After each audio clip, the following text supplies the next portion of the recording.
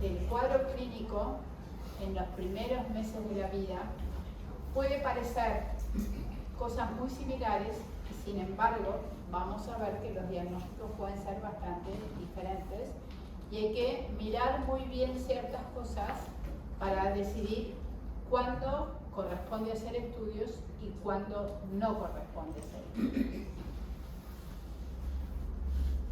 Bueno, acá están los cuadros clínicos, pero que se los voy a pasar.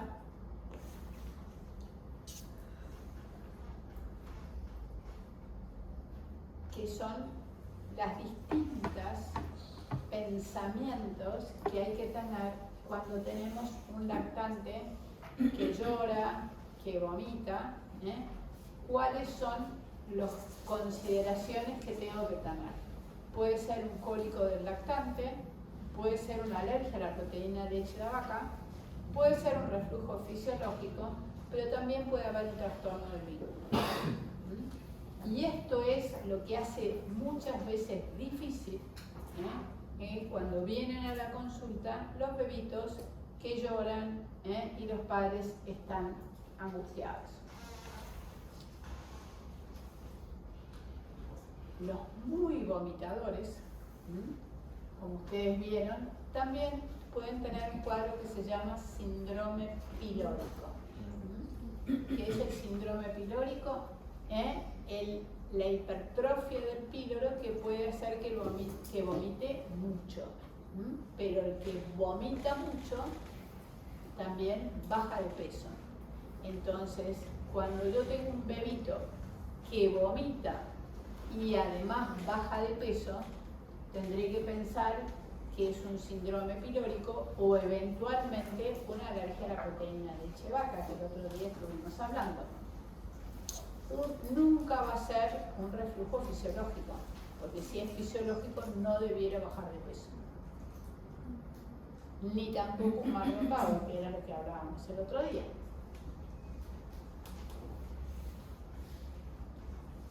Esto es un poco para que ustedes empiecen a pensar que cuando tengo un bebito que vomita y no aumenta de peso, también puede ser un trastorno metabólico. Los déficits enzimáticos muchas veces cursan con vómitos y mala progresión de peso.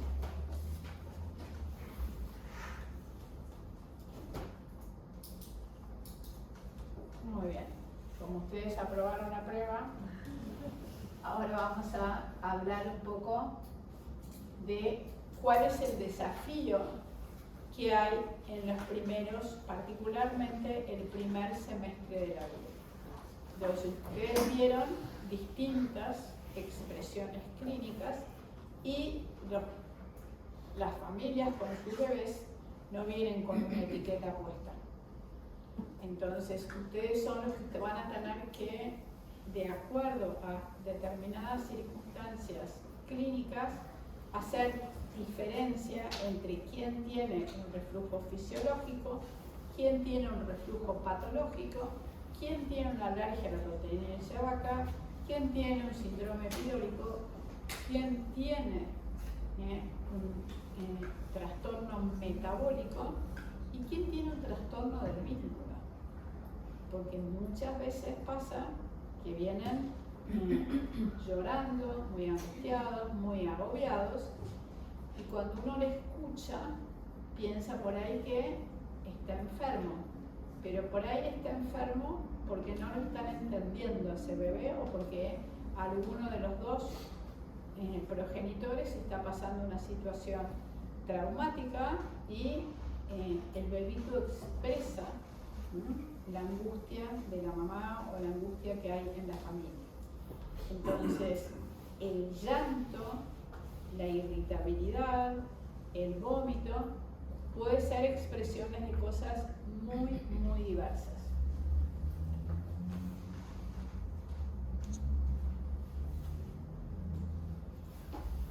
¿Qué es esto? Estos bebitos, todos tienen aparentemente el mismo cuadro clínico, pero los diagnósticos a considerar son bastante diversos. Uno de ellos es: ¿el rechazo al alimento es sinónimo de alergia alimentaria? ¿Qué dirían ustedes? ¿Sí o no? Sí o no. ¿No? ¿Quién piensa que sí?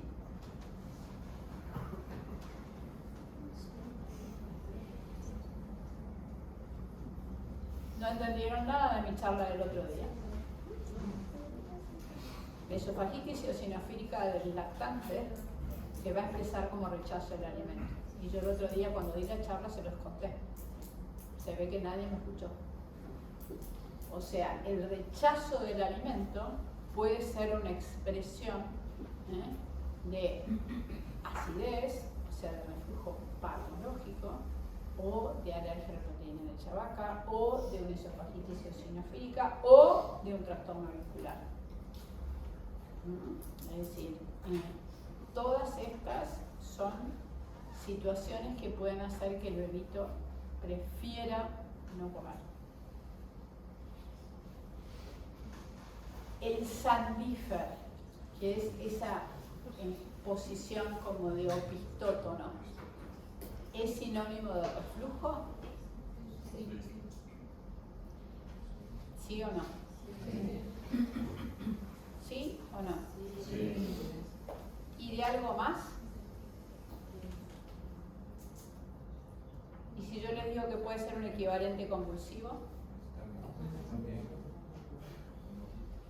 Entonces, el síndrome de Sandífer no es sinónimo de reflujo. Puede ser reflujo, pero no es sinónimo. A veces cuando tienen mucho cólico, también, porque están muy molestos, tiran la cabecita para atrás. Entonces, con esto, ¿qué les quiero decir? Que hay una serie de síntomas que corresponden a distintas situaciones clínicas. Acá tienen 3 nenas que tiran la cabecita para atrás y ninguna de ellas está enferma. Están caprichosas. Bueno, en este sentido, ustedes saben que existen los criterios de Roma. Los hay para adultos y los hay para pediatría. Y los últimos criterios de Roma justamente se separaron de acuerdo a la edad. En los 2016 se separó los lactantes y niños pequeños de los niños mayores. ¿Por qué? Porque hay algunas patologías que son propias del niño pequeñito y hay cosas que son propias del niño mayor. Por ejemplo, el cólico del lactante, ¿de cuándo es propio? De los chicos chiquititos. No van a poner en una adolescente de 12 años, ustedes no van a pensar que tiene un cólico del lactante, ¿correcto? Lo mismo, la regurgitación es propio del lactante mayor, del lactante pequeñito. Sin embargo, la migraña abdominal no lo van a pensar en un lactante pequeñito. ¿De acuerdo? Entonces, hay una serie de entidades que son propias de determinadas edades. Entonces, acá tienen justamente un cuadro donde muestra que es lo típico de acuerdo a la edad. Entonces van a ver que la regurgitación es muy característica en el niño chiquitito.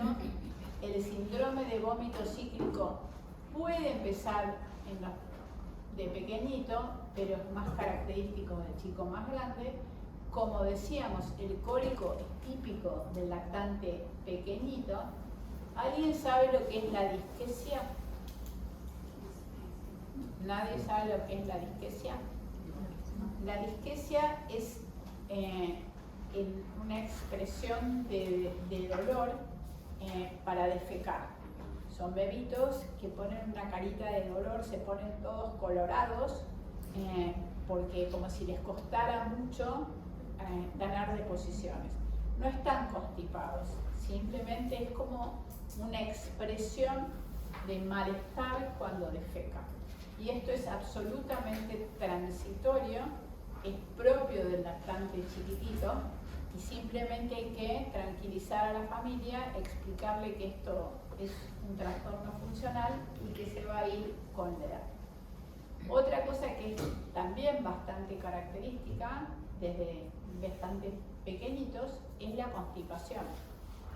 ¿Alguien sabe cuál es el número de deposiciones diarias de un lactante alimentado a pecho? ¿Nadie tiene bebés? ¿O conoce un bebé? ¿Cuántas veces le cambian los pañales a un bebé?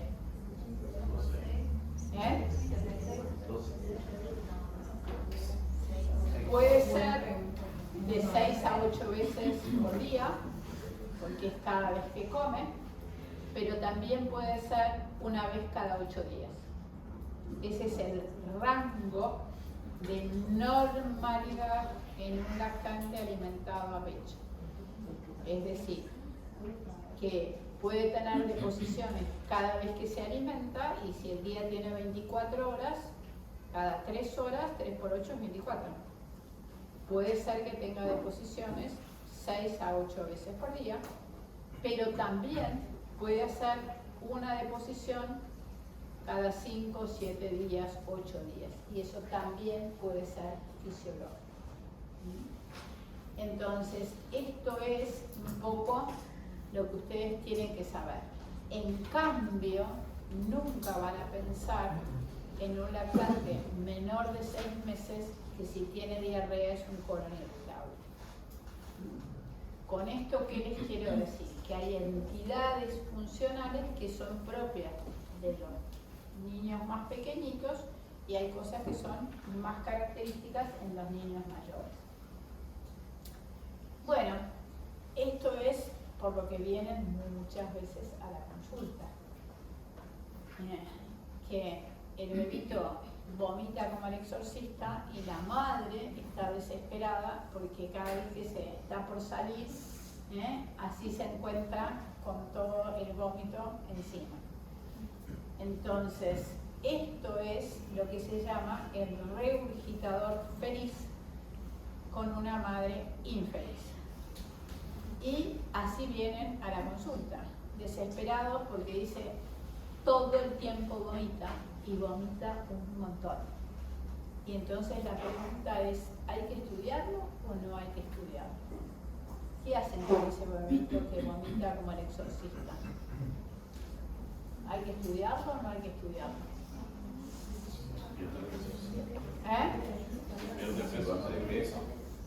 Si aumenta de peso. Si empieza a perder mucho peso.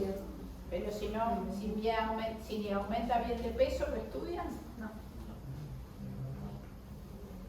Bueno, esto es una publicación que hicimos justamente de los trastornos funcionales más frecuentes en los lactantes sanos, donde está la regurgitación, donde está el cólico y en donde está la constipación.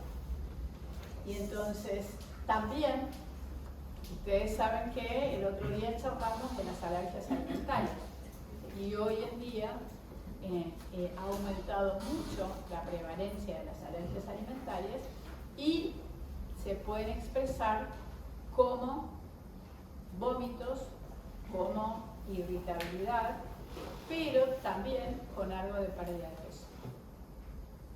Entonces, esto ustedes lo vimos el otro día, pero acá hay un trabajo muy lindo que muestra cuando estudiaron un montón de pretérminos y de lactantes sanos, que lo que uno suponía que eran síntomas típicos del reflujo, cuando los estudiaron se dieron cuenta que realmente, miren los números, la prevalencia del reflujo en lactantes que uno pensaba que tenía síntomas típicos de reflujo era tan bajo como el 10%.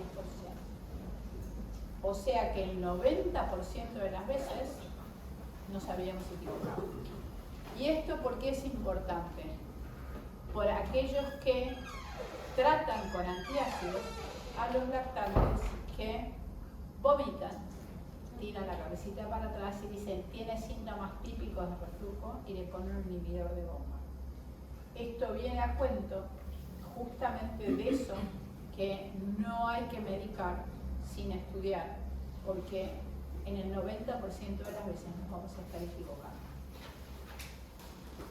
Bueno, esto es lo que se llama regurgitador feliz, que es el lactante que regurgita y o vomita con variable intensidad, sin otro síntoma acompañante, no altera su calidad de vida, lo que decías vos, crece bien y está sonriente. Y eso es lo que se llama reflujo fisiológico. Y este es el que no hay que hacer ningún estudio. En cambio, vamos a llamar enfermedad por reflujo cuando hay síntomas digestivos o extraesofágicos que están vinculados al daño tisular producido por la intensidad o frecuencia de los episodios de reflujo. Este sí altera la calidad de vida del lactante, del niño o del adolescente. Y eso es lo que vamos a llamar reflujo patológico. Y esto es todo lo que vamos a tener que tener en cuenta en el lactante que regurgita y o vomita. Como quiero hacer foco, porque después van a tener una charla de reflujo, esto es simplemente lo que yo les quería mostrar que hay que tener en cuenta en el lactante pequeñito, el espectro de distintas situaciones clínicas que tienen que tener en cuenta. Y también que tienen que tener en cuenta que hay una cosa que se llama reflujo oculto o reflujo silente, que es el reflujo que no se expresa con vómito ni regurgitación. ¿De acuerdo? Las que se llaman formas extraesofágicas. ¿Alguna duda o alguna pregunta? Esto lo vamos a saltear porque ustedes van a tener una charla de reflujo, así que no quiero meterme en esto. Simplemente quería que tengan en cuenta un poco estas entidades para empezar a hablar exclusivamente del lactante, no del niño. Y como vamos a hacer una charla especial de reflujo, quiero traerles algunas otras consideraciones, pero del lactante, que es lo que me interesa, porque ustedes es el mundo que menos conocen. Y este es el otro mundo, que es las neonatologías, que probablemente ustedes no conozcan o han pisado raramente. El lactante prematuro o el lactante con bajo peso, que muchas veces hoy sobreviven, ustedes saben, lactantes que han nacido con muy bajos pesos, y entonces uno se pregunta, ¿lo tengo que medicar? ¿No lo tengo que medicar? ¿Le tengo que dar una leche especial? ¿No le tengo que dar una leche especial? Y básicamente lo que les quiero transmitir es que normalmente lo que hay que hacer es manejo de las fórmulas, darle leche humana y tratar de no medicar. ¿Por qué? Acá tienen una de las razones.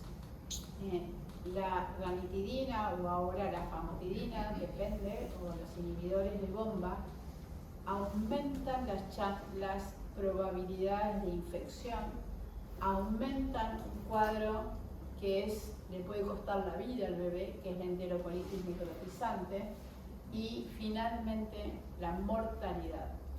Entonces, esto es un poquitito los mensajes que les quiero dejar a ustedes, en que no debemos utilizar medicación, particularmente en los pretérminos, en el lactante, porque lo que nos parece que puede ser un beneficio, lo estamos quizás condenando.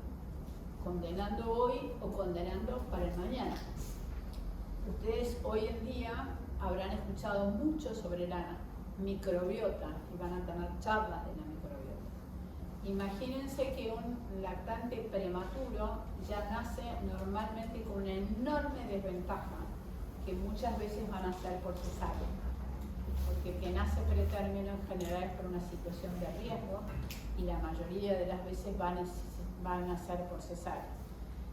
Nacer por cesárea es una enorme desventaja desde el punto de vista de la microflora. Y además, muchas veces, si no nace por cesárea, muchas veces por situaciones de riesgo o por una ruptura temprana de membrana o lo demás, ¿qué le van a poner? Antibióticos. Y si a mí me ponen antibióticos cuando nazco, ¿qué pasó? Me arruinaron la flora intestinal. Y probablemente no lo pongan al pecho, porque por ahí tiene dificultades para alimentarse, todavía no puede deglutir bien. Entonces entiendan que este combo, que quizás le salva la vida porque nació con 800 gramos, porque nació con 1000 gramos, 1200, o sea, con muy pretérminos o con muy bajo peso, normalmente ese combo va acompañado de cesárea, de antibióticos y de nuestra generosidad, que se nos ocurre darle un inhibidor de bomba o un antiácido porque nos parece que le vamos a hacer bien, porque si llora y si vomita, seguramente que el inhibidor de bomba le va a venir bien. Y justamente lo que hoy en día se ha visto es que esa estrategia lo que hace es aumentar el riesgo en la vida y sobre todo de las infecciones respiratorias. Entonces, no debiera, y acá hay otro trabajo justamente, que no debieran utilizarse los antiácidos porque aumenta el riesgo de infección y de mortalidad. Entonces, básicamente, estos son todos trabajos que se los traigo para que empiecen a tomar conciencia de lo que es el uso de la medicación en el pretérmino y en el lactante en los primeros meses de la vida. Esto se los voy a pasar porque, como les digo, van a tener una charla especial. Entonces, básicamente ponerles foco en el riesgo del uso prolongado e indiscriminado de los inhibidores de bomba.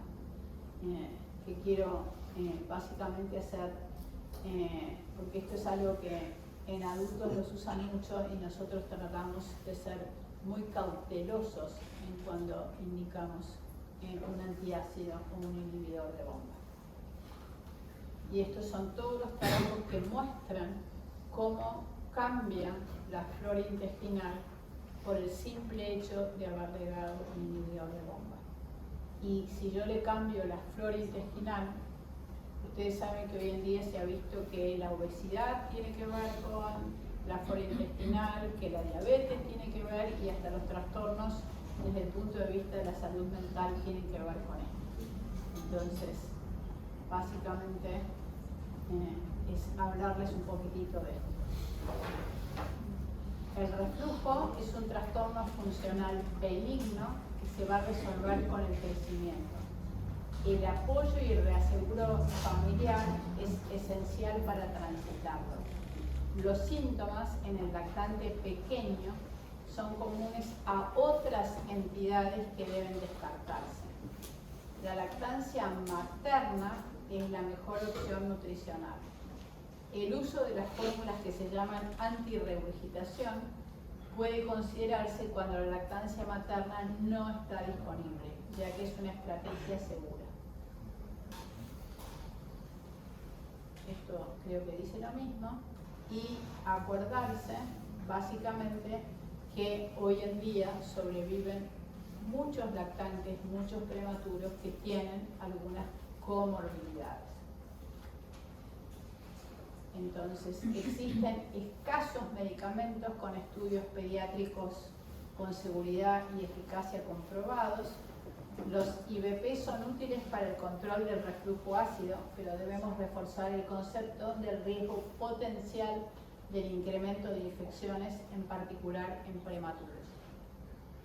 No disponemos de medicamentos para el reflujo no ácido ni para la bismotilidad. El apoyo y reaseguro familiar es esencial para transitarlo. La funduplicatura es la mejor opción terapéutica ante el fracaso medicamentoso. No debiera operarse ningún niño menor de 2 años, excepto que uno pueda demostrar que tiene riesgo de vida. ¿Por qué? Porque hasta los 2 años normalmente hay la capacidad de crecimiento y de adaptación, y el reflujo puede ser algo más bien fisiológico. Entonces es muy raro, yo le diría que no debiera operarse ningún niño menor de 2 años. Entonces es importante identificar pacientes de riesgo para disminuir el riesgo potencial de malignidad, evitar el uso prolongado e injustificado de IVP, pues atenta contra la microbiota, y los avances en el conocimiento fisiopatológico va a ayudar a mejorar el manejo de esta patología. Bueno, ¿alguna duda, alguna pregunta? Saben mucho, ¿no? Bueno, porque ahora vamos a otro tema